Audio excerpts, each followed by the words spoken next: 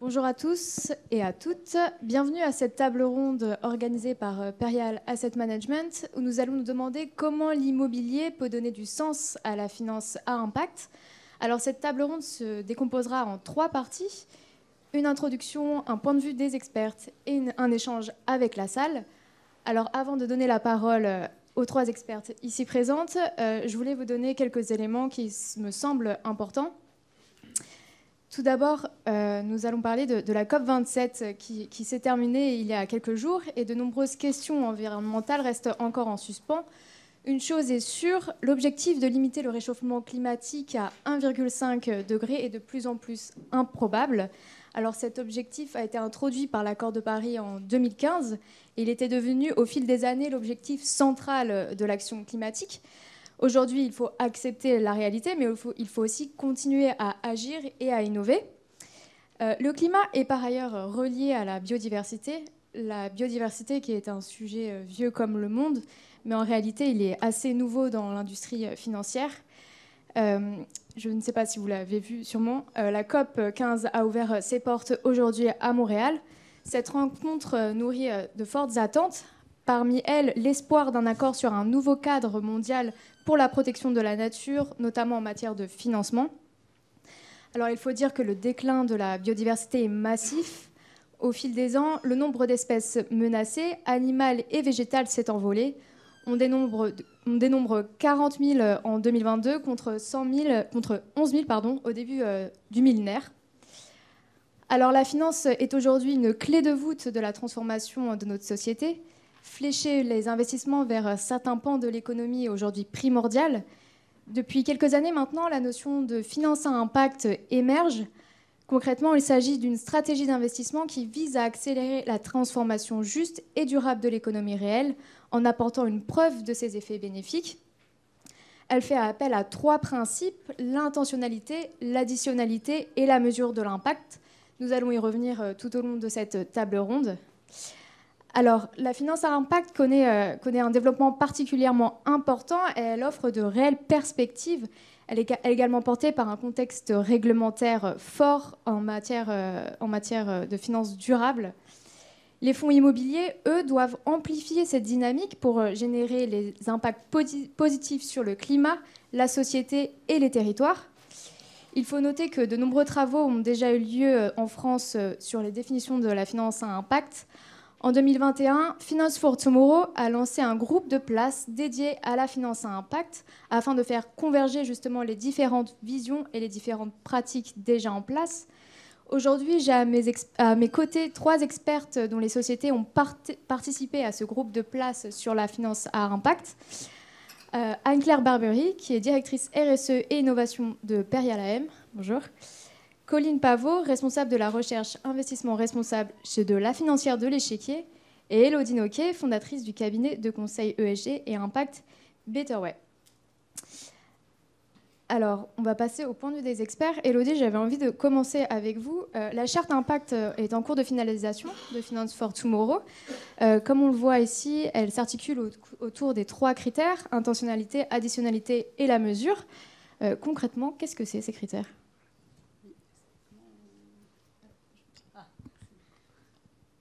Bonjour à tous, vous m'entendez ? Oui, c'est bon.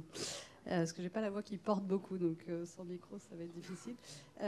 Alors, effectivement, il y a ces 3 critères qui sont définis en ce moment à l'échelle de Finance for Tomorrow, qui sont pour info des critères qui existent depuis des années dans l'univers de l'investissement d'impact et qui sont surtout utilisés dans le contexte français, où ça a été depuis des années...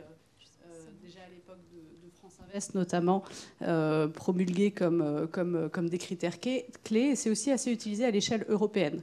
En revanche, à une échelle internationale, par exemple au niveau du Global Impact Investing Network, on ne va pas retrouver aussi fortement cette notion d'additionnalité, voilà, qui est d'ailleurs un critère assez différenciant.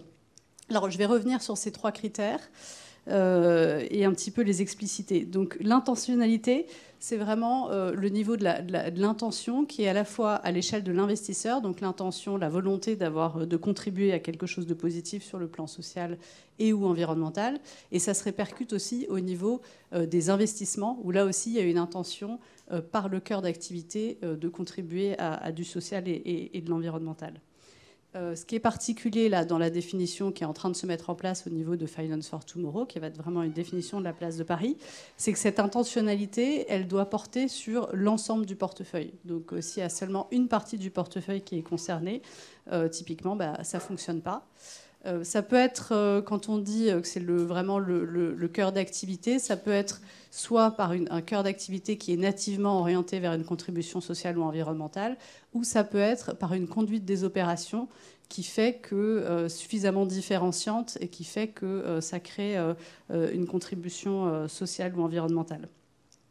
Sur l'additionnalité, donc qui est le critère peut-être le plus complexe, l'idée, c'est là vraiment d'évaluer à la fois l'additionnalité financière et extra-financière.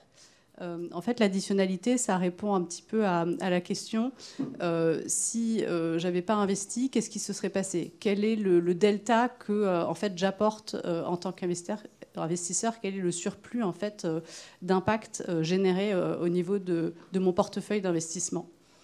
Donc, il y a une additionnalité qui doit, selon Finance for Tomorrow, s'appliquer à l'ensemble du portefeuille. Donc il faut montrer qu'on a une démarche appliquée à l'ensemble du portefeuille. Et puis à ce stade, comme c'est encore difficile de vraiment quantifier, mesurer de façon très très précise cette démarche d'additionnalité, d'accompagnement notamment des entreprises, il faut l'illustrer pour l'instant au travers des moyens engagés et puis à terme des résultats. Voilà, donc ça, c'est tout ce qui est d'ailleurs aussi additionnalité, donc extra-financière, vraiment accompagnement à l'amélioration des impacts des investissements. Et puis un dernier élément qui est la mesure, qui a toujours été aussi, qui est dans toutes les définitions, qui est très important, dont on parle beaucoup, qui est en fait d'évaluer tous ces effets sociaux et environnementaux de ces investissements d'impact. Donc, il y a plusieurs obligations, plusieurs principes de mesurer l'impact sur tout le portefeuille, si possible, ou si c'est seulement sur une portion, expliquer pourquoi. Il y a le fait aussi d'avoir des outils de mesure, de penser en double matérialité. C'est là qu'on voit que Finance for Tomorrow est un acteur français et européen, donc qui s'inscrit dans cette logique de double matérialité. Et puis, il y a le principe aussi d'avoir des rapports annuels, si possible avec, par exemple, des chiffres qui vont être certifiés par des externes. Bon, ce qui n'est pas le cas encore aujourd'hui de tous les investisseurs à impact. Et puis là aussi où la place de Paris va vers quelque chose qui est très différenciant et assez ambitieux, c'est qu'il y a ce 10e critère de l'alignement d'intérêts qui consiste à se dire s'il y a une rémunération variable qui est adossée à de la performance financière, par exemple du carry interest en private equity, à ce moment-là, cette rémunération variable doit être aussi adossée sur des objectifs d'impact pour aligner les intérêts entre les LP des fonds et puis les entreprises sous-jacentes. Voilà. N'hésitez pas, bien sûr, ensuite, s'il y a des éléments qui sont pas clairs. Alors, justement, une fois qu'on sait tout ça, comment on fait pour se lancer dans la finance à impact? Alors, comment se lancer, effectivement, dans la finance à impact? D'abord, comme vous l'avez entendu, c'est un peu une des tendances du moment. Dans l'immobilier, qui était finalement un secteur où il y avait encore assez peu de véhicules à impact, c'est clairement quelque chose qui est en train d'émerger aujourd'hui. Et aujourd'hui, il y a de plus en plus, disons, d'acteurs traditionnels sur les marchés cotés, comme la financière de l'échiquier, sur les marchés de private equity, comme Tikeo, Raise, Wimber, enfin beaucoup d'acteurs qui commencent à se lancer sur l'impact, parfois déjà depuis quelques années. Donc comment on peut faire? Quelques idées, suggestions. D'abord, on peut monter un fonds pilote, peut-être après 2, 3, à voir. Ces fonds pilotes, ça peut être différentes choses. Ça peut être un nouveau fonds sur une thématique sur laquelle on s'aperçoit que l'équipe a un intérêt particulier, sur lesquels il y a un deal flow, etc. Ça peut être aussi des fonds successeurs, donc ça on le voit pas mal en private equity. Un fonds, il y a une nouvelle levée de fonds qui se fait sur un fonds qui était déjà très axé par exemple sur la transformation ESG d'entreprise et qui se dit pourquoi pas aller un cran plus loin et ancrer le fonds dans l'article 9, voir l'impact. Donc ça c'est des choses qu'on voit beaucoup, notamment sur des fonds qui sont sur des sujets qui s'y prêtent, comme sur la transformation alimentaire par exemple. Et on a aussi des transformations de fonds existants. Donc, par exemple, c'est le cas de Ophi sur les marchés cotés, qui avait un fonds depuis des années géré avec des principes ESG rigoureux et qui, à un moment donné, a décidé de le relancer sous une nouvelle forme de l'impact en ajoutant à une grille d'analyse ESG une grille d'analyse impact rigoureuse et qui a conduit d'ailleurs à désinvestir de certaines entreprises, d'en acquérir des nouvelles, etc., qui a généré évidemment un renouvellement assez important du portefeuille. Bon, ce qui est possible sur les marchés cotés, comme il y a beaucoup de liquidités, ce qui est plus dur sur d'autres marchés.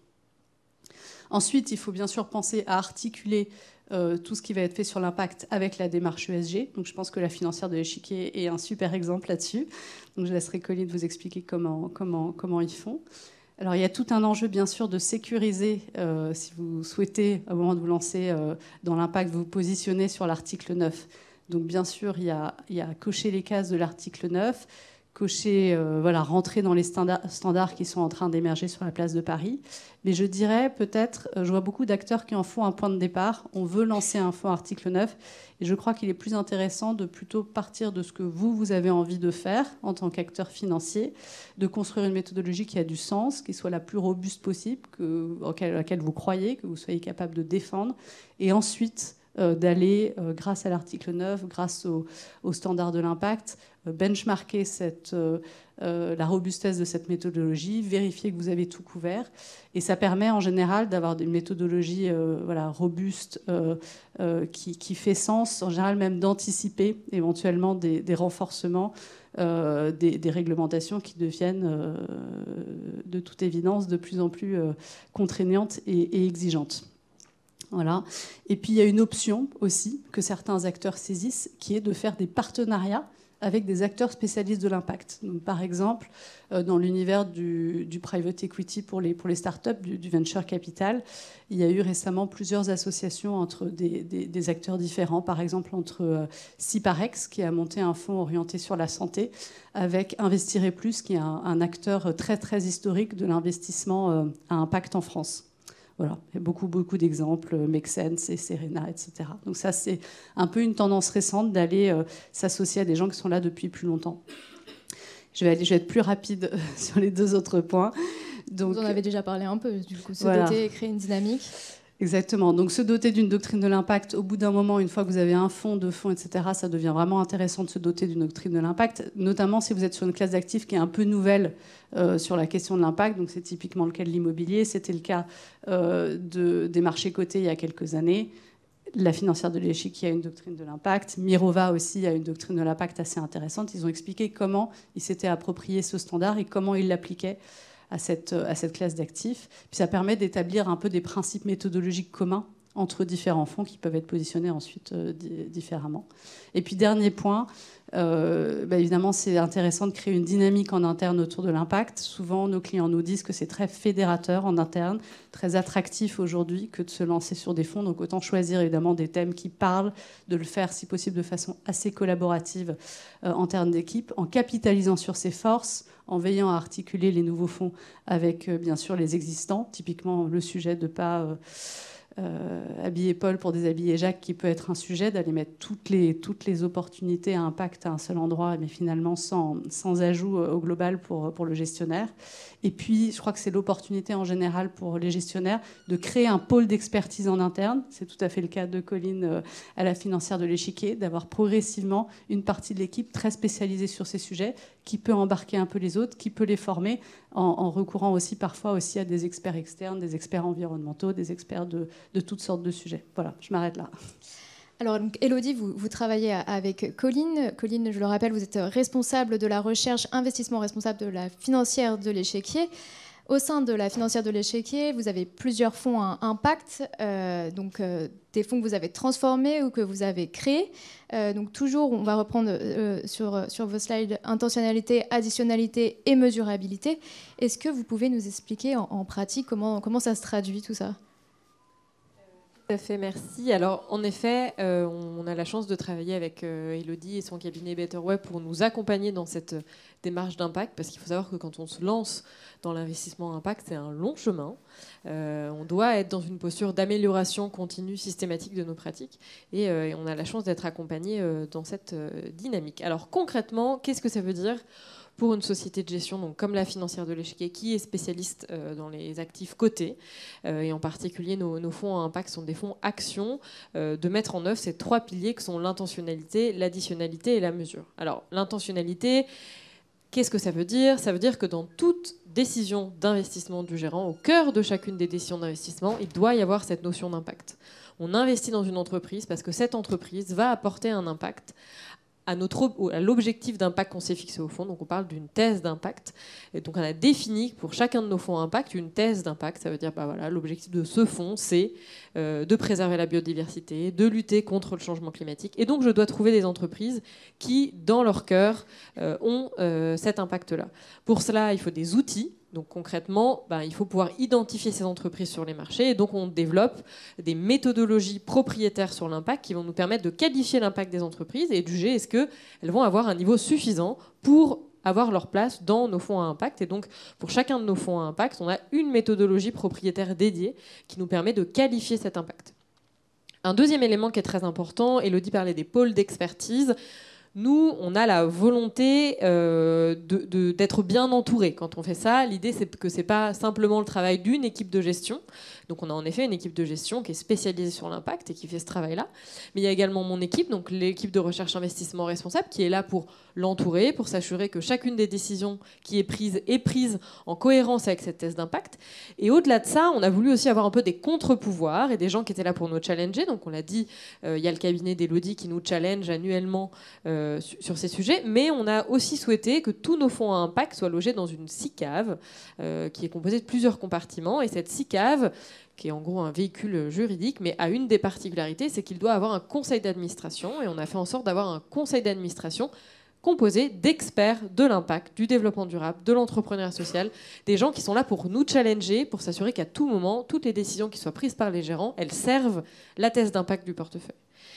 Et le dernier élément concret de notre intentionnalité à la financière de l'échiquier, c'est qu'on avait la volonté que tous nos fonds à impact aient un double impact. Le premier, c'est l'impact par l'investissement dans des entreprises qui vont apporter des réponses aux enjeux qu'on cherche à adresser. Et le deuxième, c'est qu'on souhaitait avoir un impact direct en partageant une partie des frais de gestion de nos fonds avec des projets à impact positif qui vont résonner avec la thèse d'impact de notre fonds. Typiquement, notre fonds sur le climat et la biodiversité, il va reverser une partie de ses frais de gestion à une association qui fait de la réinsertion professionnelle dans ces métiers de la transition pour, par exemple, aborder le thème de la transition juste, qui est un thème qu'on essaye d'aborder dans le fonds. Donc voilà, on avait à cœur d'avoir ce double impact, et aussi parce que pour nos clients, ça parle beaucoup d'avoir ces deux leviers-là. La deuxième dimension, c'est l'additionnalité. C'est pas la plus simple quand on est sur les marchés cotés parce que on est sur des marchés et donc si c'est pas nous qui avions apporté les capitaux à l'entreprise, quelqu'un d'autre l'aurait probablement fait à notre place. Et donc on a essayé de décrypter cette notion d'additionnalité à notre échelle, nous investisseurs responsables, en se disant qu'est-ce que ça change pour une entreprise que ce soit moi, financière de l'échiquier, investisseur à impact qui soit actionnaire de cette entreprise, versus un investisseur lambda, responsable ou non responsable. Alors concrètement, qu'est-ce que ça change et qu'est-ce qu'on essaye de leur apporter de plus ? La première, c'est une certaine stabilité actionnariale. On souhaite être investisseur dans la durée de ces entreprises pour leur offrir une certaine stabilité actionnariale qui va leur permettre de se projeter dans la durée et de s'inscrire dans le temps long, parce que quand on veut faire du développement durable, mettre en œuvre des démarches de développement durable, ça prend du temps. Et donc si on n'a pas cette sérénité de savoir qu'on a des actionnaires qui sont avec nous dans la durée, on va peut-être avoir un peu moins l'audace de lancer ces projets-là. Donc ça, c'est la première chose. La deuxième, c'est qu'on fait beaucoup ce qu'on appelle d'engagement actionnarial. Donc on est en dialogue continu avec chacune de nos participations pour leur donner un regard externe sur leur impact, leurs pratiques en termes de développement durable, leur donner des recommandations sur la façon façon dont ils pourraient s'améliorer. Et donc vraiment, on les stimule beaucoup, on les challenge beaucoup pour qu'ils s'améliorent. Et si jamais en portefeuille, on a une entreprise chez qui on trouve qu'il n'y a pas de répondant sur ces sujets-là, bah, ça va être un motif pour nous de désinvestissement parce qu'on ne va pas pouvoir avoir l'impact qu'on souhaite avoir via l'engagement. Et un autre élément aussi très important qu'on essaye d'avoir en termes d'additionnalité, c'est de se dire, il y a l'impact que tout le monde voit, l'impact des éoliennes, l'impact des voitures électriques. Et il y a plein d'autres impacts très positifs qui sont beaucoup moins sous le feu des projecteurs. Ça peut être des entreprises qui vont avoir des produits et services qui vont avoir un impact indirect, par exemple via l'éco-conception, ou qui vont servir d'autres entreprises à réduire leur impact. Ou alors, c'est aussi le cas des entreprises en transition. Et donc nous, on a décidé dans chacun de nos fonds à impact d'aller chercher cet impact là où d'autres n'iraient pas le chercher pour accompagner ces entreprises qui ont besoin d'être soutenues par des investisseurs à impact pour que leur impact grandisse. Et une autre additionnalité qui est plutôt externe, c'est de se dire ce sujet de l'investissement à impact, il est en train de grandir. Et donc on a un rôle en tant qu'investisseur un peu plus en avance peut-être que la moyenne du marché sur ces sujets, de participer à ces réflexions, à ces groupes de travail pour donner envie à tout le monde de s'y mettre, parce qu'on a besoin de capitaux mobilisés sur ces marchés et sur ces entreprises à impact, et surtout pour définir ce cadre commun à tous qui va nous permettre à l'investissement à impact de se déployer. Et justement la mesure, très important. C'est bien de dire qu'on veut avoir de l'impact, mais c'est mieux de le prouver. Et donc c'est ça le rôle de ce pilier de la mesurabilité, c'est de dire, j'ai une thèse d'impact, j'ai un objectif d'impact, mais concrètement, annuellement, il faut que je fasse le point. Il faut que je me rende compte, est-ce que je suis sur la bonne direction? Est-ce que j'ai réussi à avoir cet impact? Quand on fait un rapport d'impact, c'est important d'avoir 2 niveaux de mesure d'impact, à la fois l'impact des entreprises dans lesquelles on a investi, et aussi notre impact en tant que fonds. Quel a été l'impact de mon engagement, par exemple, auprès des entreprises? Et c'est important, pour une certaine rigueur intellectuelle, de ne pas mélanger les deux, mais de vraiment expliquer que, en investissant dans un fonds, on va avoir ce double impact et essayer de mettre des KPI, de mesurer, de suivre dans la durée ces indicateurs. Et c'est dans cet exercice qu'on est accompagné par le cabinet Betterway qui nous permet d'avoir ce regard externe aussi de validation des données. Et également qui, et ça on l'aime beaucoup, nous challenge sur comment vous pourriez aller encore plus loin, quelles sont les nouveautés sur la place, quels sont les nouveaux cadres, qu'est-ce qu'on voit chez d'autres gens qui nous inspirent des axes d'amélioration pour vous. Et en tous les cas, c'est une dynamique dans laquelle on essaye d'aller. Et cet exercice de mesurabilité, il a lieu tous les ans. Et je vous invite, si ça vous intéresse, à aller chercher sur notre site internet. Mais on publie ces rapports qui sont aussi pédagogiques que possible pour que tous nos clients puissent comprendre quel a été l'impact positif de leur épargne. Et le dernier point, qui est une innovation qu'on a essayé de pousser ces dernières années, et on espère que d'autres acteurs de la place vont aussi s'y mettre, c'est qu'on s'est dit que quand un client investit dans un fonds à impact, il avait un double objectif. Le premier, c'est la performance financière, et le deuxième, c'est l'impact positif. Mais si nos gérants, ils sont rémunérés uniquement sur la performance financière, il y a quand même un problème en termes d'alignement d'intérêts. Et donc on a souhaité relier une partie de la rémunération variable de nos gérants avec des indicateurs d'impact qui sont liés à la thèse d'impact de nos portefeuilles pour s'assurer qu'ils soient vraiment pleinement engagés dans l'atteinte de ces objectifs et que leur rémunération, s'ils font bien leur travail, elle va en être augmentée, et si au contraire ils sont en retard sur les objectifs, ils seront pénalisés. Donc voilà ces 3 piliers, j'espère que c'était à peu près clair sur la façon dont concrètement on peut mettre en œuvre tout ça. On a publié, comme le disait Elodie, une doctrine d'impact qui explique tout ça, si vous voulez avoir un petit résumé. Mais voilà, c'est un chemin passionnant et je vous incite tous à vous lancer parce que... Et justement, quel bilan vous en tirez après quelques années avoir fait de l'impact?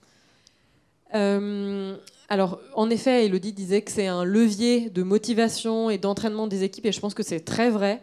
Ça motive beaucoup nos équipes en interne, que ce soit nos équipes commerciales, nos équipes de gestion, marketing, tout le monde, de savoir que la maison pousse pour cette stratégie d'investissement impact.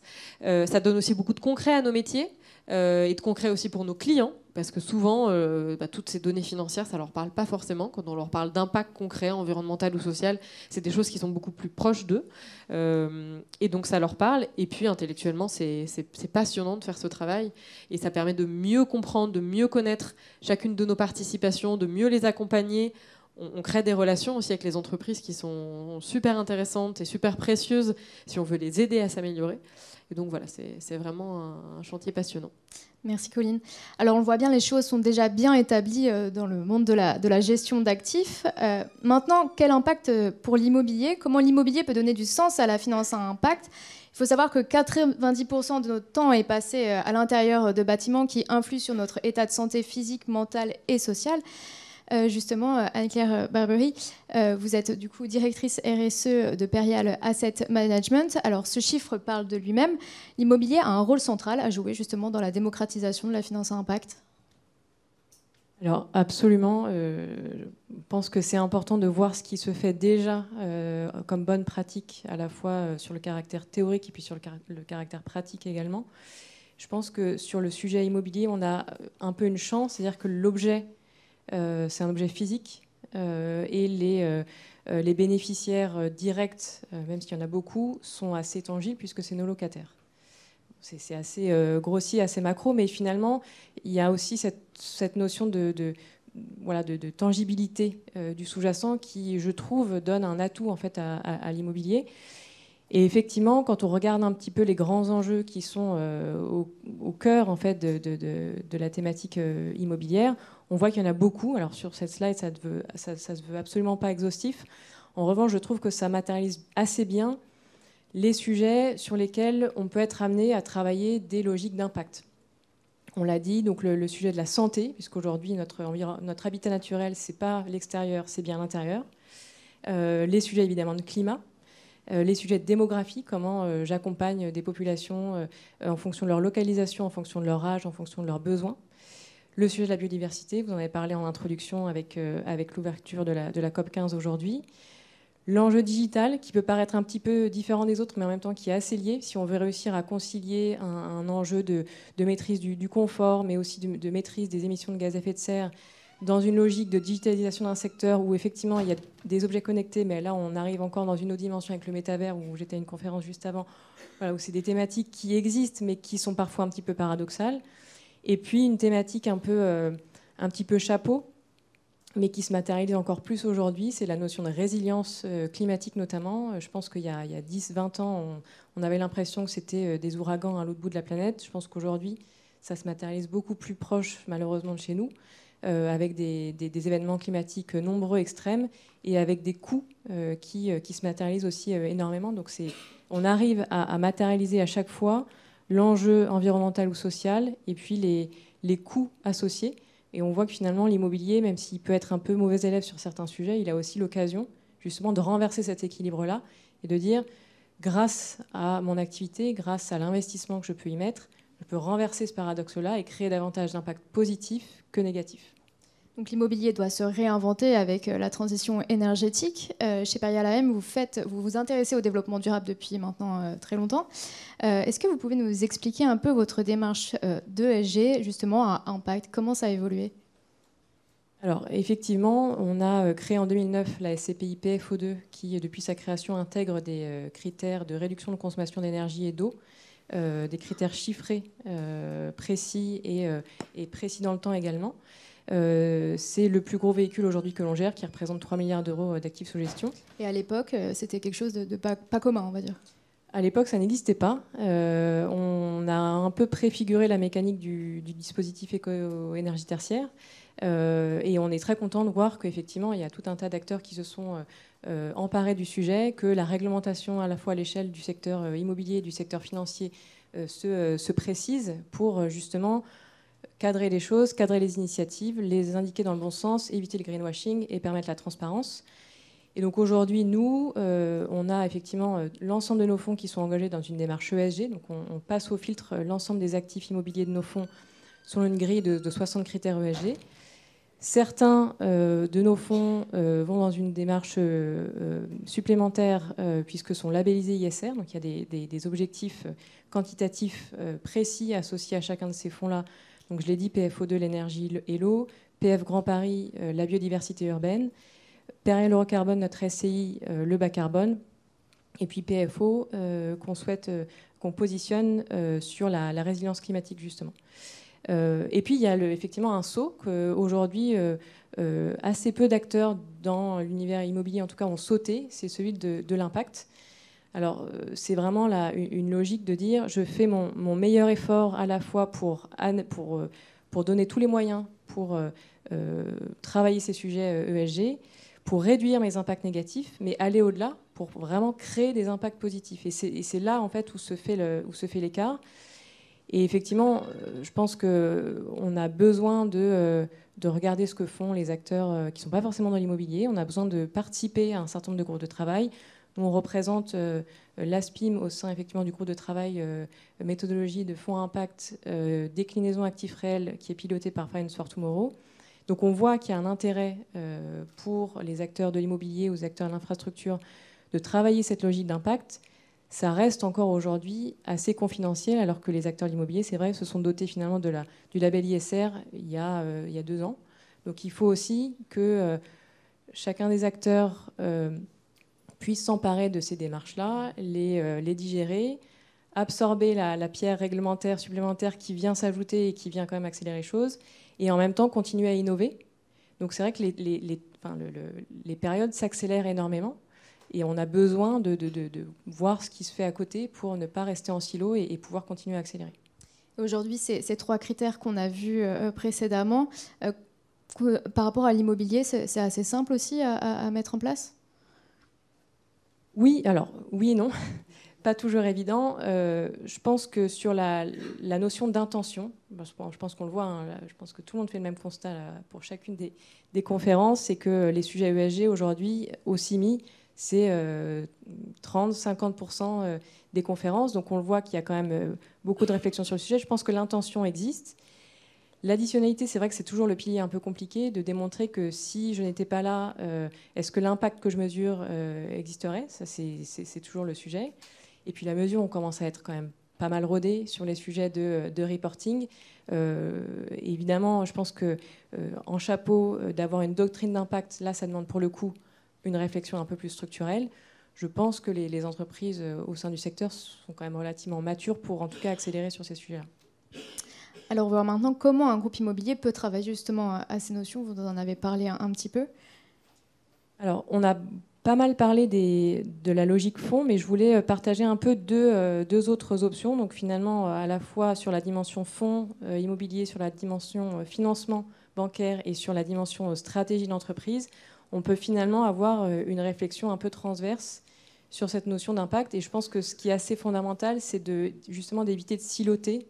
C'est ce que tu disais, Colline, d'éviter de siloter finalement la logique d'impact en disant je la réserve à un seul sujet qui est finalement assez minime. Et je pense que l'enjeu, c'est de pouvoir aligner l'ensemble de sa stratégie à l'échelle d'un groupe, à l'échelle de ses activités, et puis à l'échelle des véhicules et des produits que l'on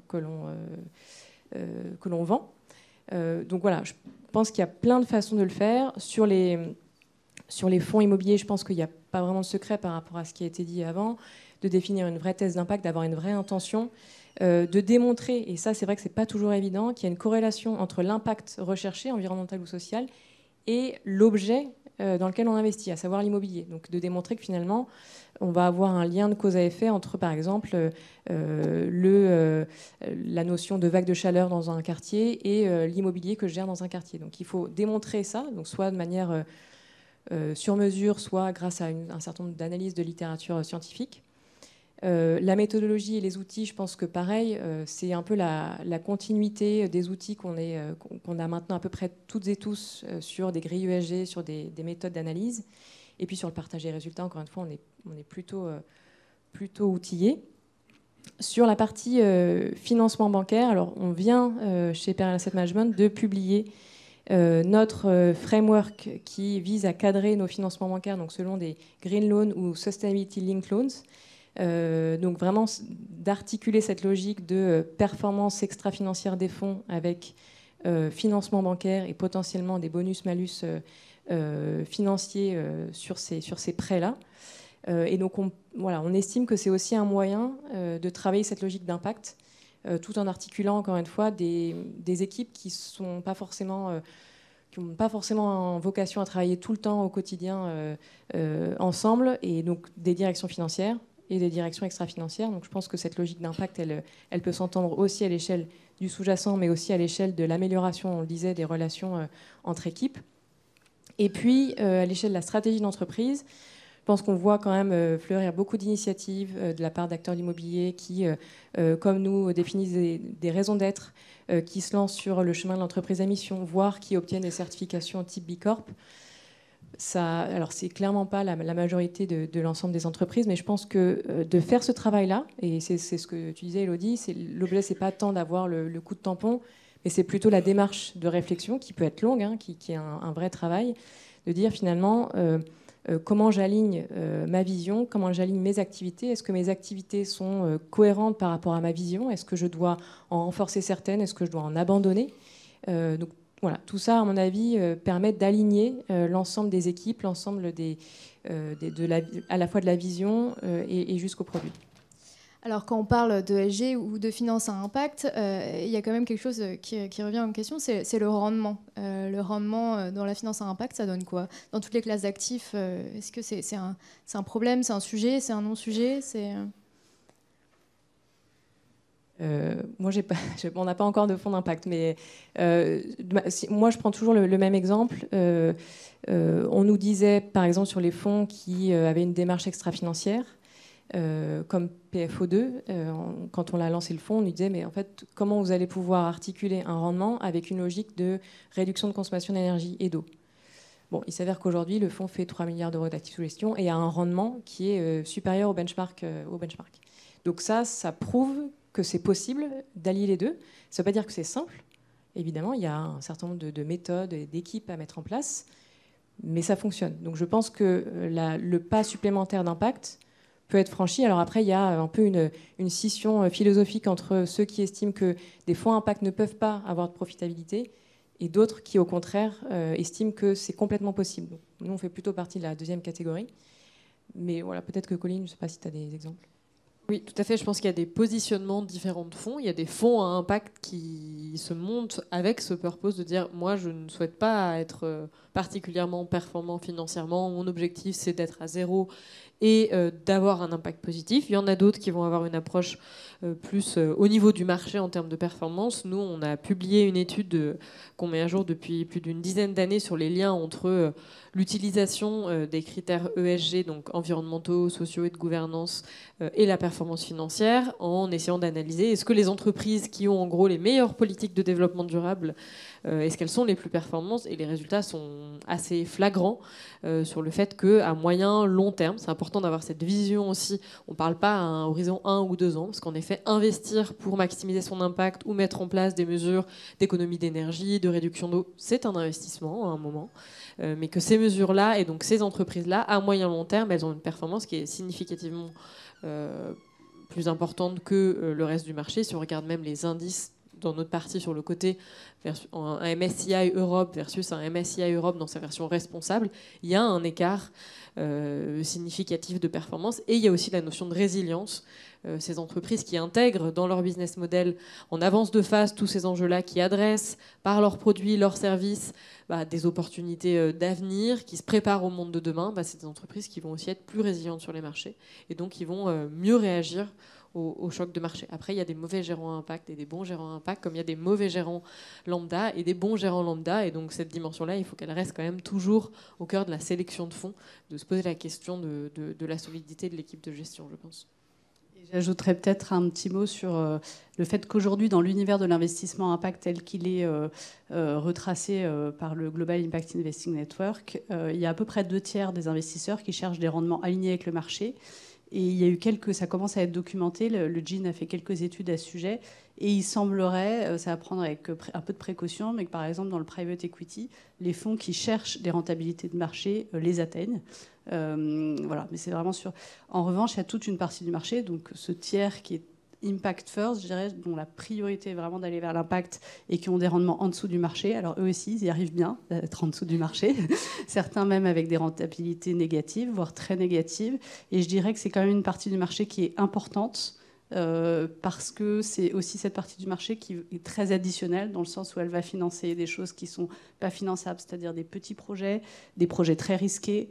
Et je crois aussi qu'avec toute la transformation des entreprises sur la décarbonation, il y a des projets qui vont peut-être derrière générer un retour sur investissement, et puis d'autres qui, au moins dans un premier temps, vont générer moins de retour sur investissement. Donc, pour résumer, je crois que impact et rentabilité peuvent aller ensemble sur un certain nombre de sujets, et parfois il y a des tensions, et il est important de les reconnaître, et aussi d'avoir des acteurs qui acceptent de les financer avec derrière des catégories d'institutionnels, etc., un petit peu spécifiques.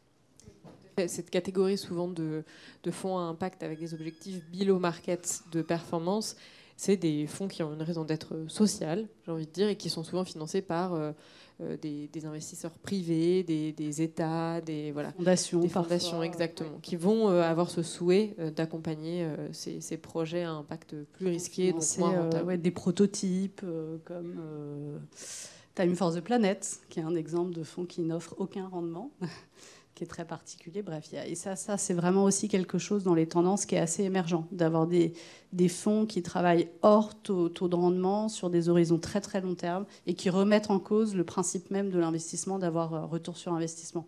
C'est pas du tout majoritaire aujourd'hui, bien entendu. Élodie, vous travaillez donc sur plusieurs classes d'actifs. Justement, l'immobilier, vous en pensez quoi? Est-ce que ça peut donner du sens à la finance à impact selon vous? Oui, bien sûr. Je constate qu'il y a vraiment, puisque nous, on a eu récemment pas mal de demandes sur cette classe d'actifs, et c'est très nouveau qu'il y a un frémissement, des choses qui se passent, des acteurs que Anne-Claire connaît mieux que moi d'ailleurs, qui commencent à se positionner sur le sujet. Pour toutes les raisons que Anne-Claire a exposées, je trouve que ça a beaucoup de sens. Historiquement, il y avait quand même quelque chose autour de l'immobilier qui était très dans le solidaire, des foncières solidaires, des fonds très autour des logements sociaux, y compris à l'international. Donc il y avait déjà un début de mouvement. Et ce qu'on voit, c'est qu'aujourd'hui, il y a de plus en plus de fonds qui se lancent aussi avec un objectif environnemental. On est en train peut-être un peu de passer d'une logique très sociale, solidaire, à de plus en plus d'environnemental, même si bien sûr, parfois les deux vont ensemble, et les deux sont très complémentaires. Ça évolue au fil du temps. Voilà. Très bien, merci beaucoup à vous. On va passer aux questions de la salle. Est-ce que quelqu'un a une première question à poser? Personne ne se lance. On va peut-être rebondir sur les prochaines tendances. Je ne sais pas si quelqu'un veut prendre la parole sur ça, concernant la finance à impact. Est-ce que vous avez un point de vue dessus? Je pense qu'il y a plein de sujets actuellement qui se croisent sur cet enjeu de finance à impact. Il y a l'enjeu des thématiques qui sont fléchées.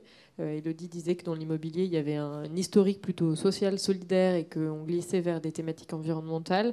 Sur la finance cotée, c'est plutôt l'inverse. On est plutôt très environnemental, et on a un peu du mal à aller vers des thématiques sociales. Donc il y en a de plus en plus sur le thème de... Nous, on a lancé un fonds sur l'accès à la santé.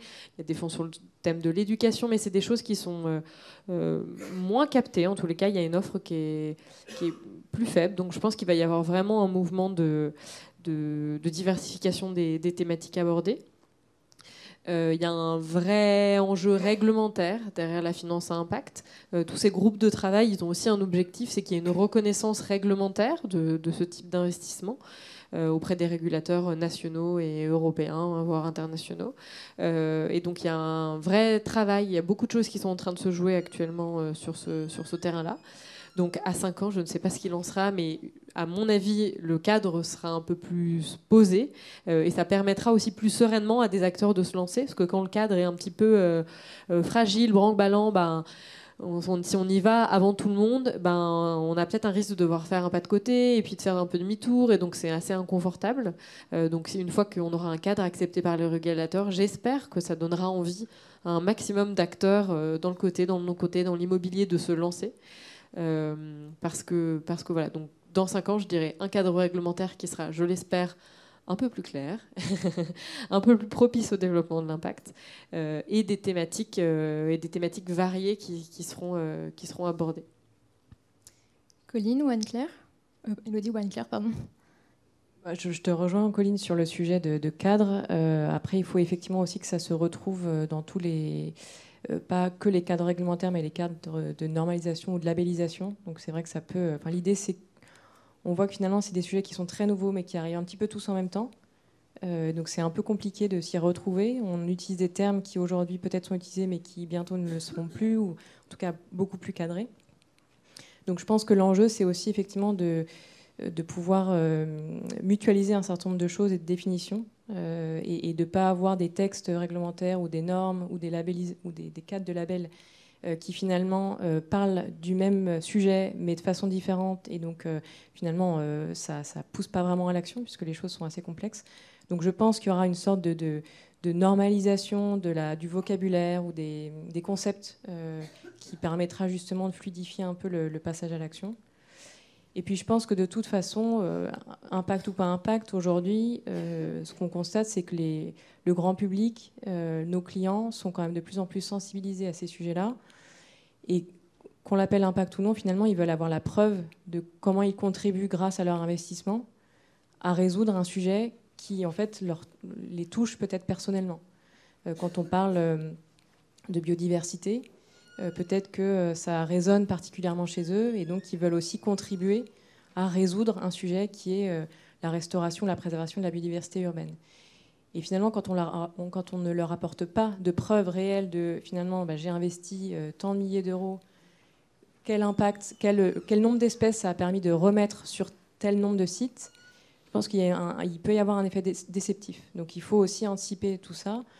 Et donc je pense que de pouvoir déjà répondre à ce besoin-là qui est réel, permet d'anticiper ensuite un cadre qui peut être un peu plus rigide, dans lequel on va mécaniquement tous aller, c'est le cadre de l'impact. La mesure est très importante, finalement. Absolument. Peut-être, oui, un dernier mot, c'est que là, on est sur une tendance qui va continuer d'augmentation quantitative des investissements impact, qui aurait dépassé, d'après le Global Impact Investing Network, le trillion. Alors bon, ça pose beaucoup de questions parce que c'est une vision un peu à l'américaine de l'impact, donc très englobante.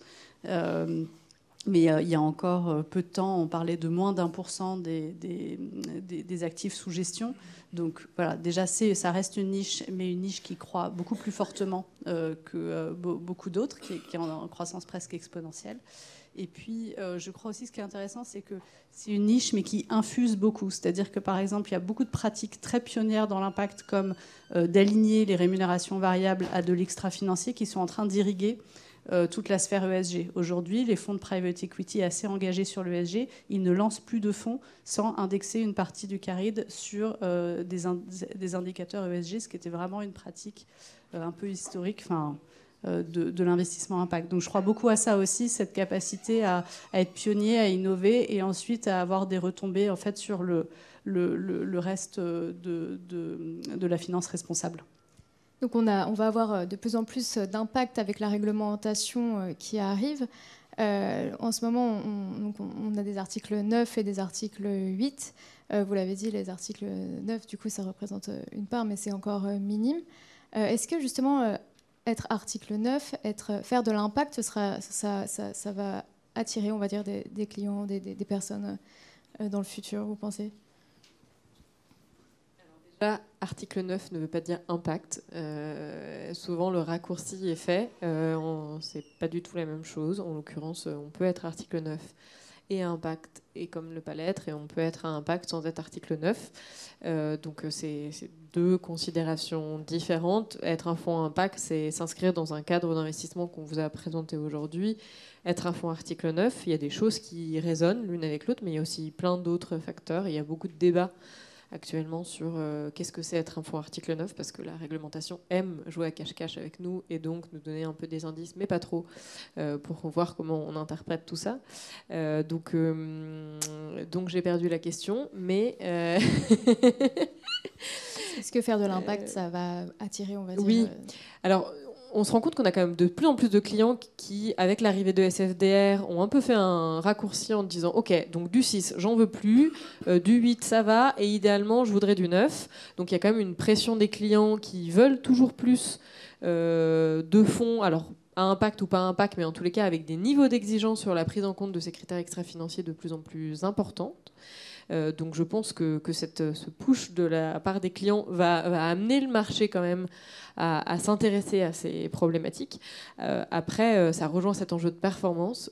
Quand on décide de faire de l'impact, on décide potentiellement de s'écarter de certains secteurs, par exemple des énergies fossiles, du charbon, de l'armement, des choses comme ça qui, en ces temps tumultueux, sont plutôt des secteurs profitables.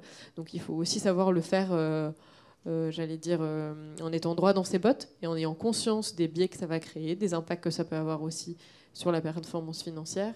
Et donc si on y va pour de vrai. Et on n'y va pas pour rétro-pédaler. Voilà. Donc je dirais dynamique plutôt positive, mais il ne faudrait pas que ça se fasse aux dépens de la qualité des approches. Et justement qu'il n'y ait pas trop d'amalgame entre la réglementation et ces approches-là.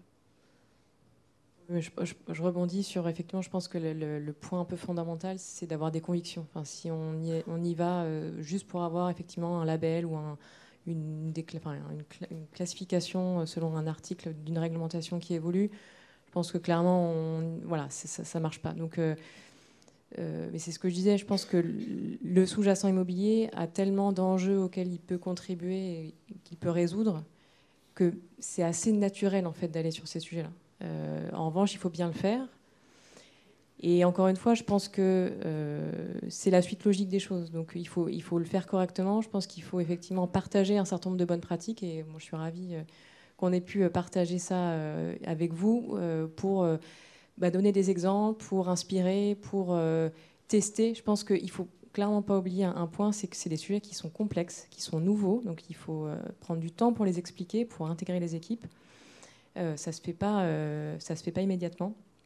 Et je pense que c'est un peu la clé de la réussite, de pouvoir embarquer tout le monde et encore une fois d'aligner un peu toutes les visions et que ce ne soit pas juste un test dans un coin, mais qu'il y ait un vrai sens dans la trajectoire qui est menée, parce que c'est pas un projet qu'on fait comme ça et puis que voilà, on passe à la suite. C'est une vraie transformation de modèle, je pense. Une vraie transformation de modèle sur le long terme, sur un horizon long, du coup. Est-ce que quelqu'un a une question pour nos 3 expertes ? Oui, ici.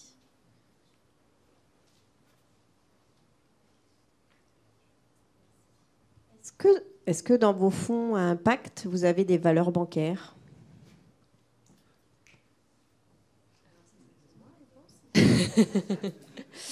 Bonne question. Alors, c'est une question qu'on s'est posée. Notre premier fonds à impact, c'était un fonds qui investit dans des entreprises qui contribuent aux objectifs de développement durable des Nations Unies. Et au travers de ces objectifs, la place des financières, c'était principalement une place sur ce qui était microcrédit, microassurance, etc. Aujourd'hui, même s'il y a plein de groupes bancaires qui ont des activités de microcrédit ou de microassurance, ça reste des parts minimes de leurs activités. On n'a pas forcément la transparence nécessaire. Et c'est ça l'enjeu avec les financières, c'est de dire peut-être qu'elles font des choses bien, peut-être qu'elles ont des politiques de prêt pour des entrepreneurs sociaux avec des taux différenciés, peut-être que... mais souvent, on n'a pas la transparence de leur portefeuille d'actifs et donc on a une capacité assez limitée pour déterminer est-ce que c'est une part suffisamment significative de leur business pour mériter d'être investi.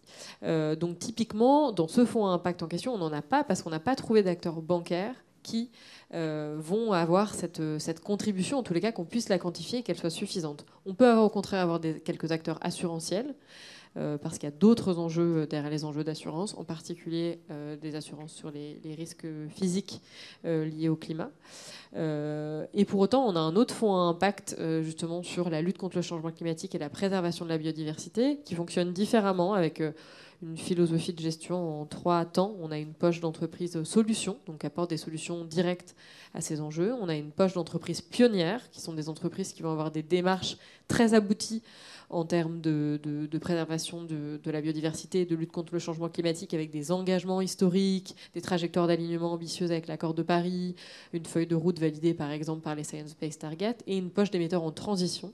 Et en l'occurrence, dans cette poche d'émetteurs pionniers, on a identifié dans nos univers d'investissement quelques valeurs financières qui pourraient être présentes parce qu'elles ont pris très au sérieux et très en amont ces sujets.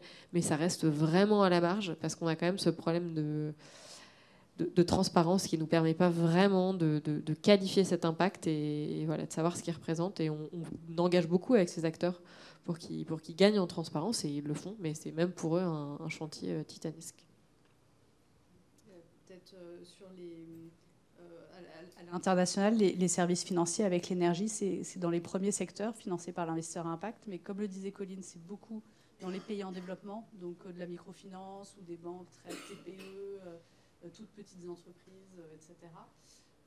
Et par ailleurs, en France, par exemple, il y a beaucoup d'acteurs très engagés qui ne peuvent pas être investis par des investisseurs en capital, parce qu'ils sont par exemple structurés en coopérative, comme le crédit coopératif, qui est par ailleurs très engagé. Donc je pense que ça crée une petite limitation pour les intégrer. Merci. Est-ce que quelqu'un a une autre question pour nos expertes? Personne? Très bien. Alors, on va juste parler en quelques chiffres clés de Perial. Donc, c'est 6,2 milliards d'actifs sous gestion et 6 millions de collectes brutes, 40 clients institutionnels. Je vous remercie à toutes les trois pour cette table ronde. Anne-Claire Barbery, est-ce que vous voulez ajouter quelque chose par rapport à Perial, justement? Je pense qu'on est un groupe avec beaucoup de conviction, avec beaucoup d'envie d'à la fois travailler avec nos pairs et puis de tester de nouvelles choses. On a vraiment ça au cœur de notre ADN et de notre raison d'être qu'on a défini il y a assez peu de temps. C'est vraiment à la fois de répondre aux enjeux de nos clients et puis de transformer le marché, transformer les pratiques, accompagner l'ensemble des acteurs sur l'innovation, sur changer un peu les modèles.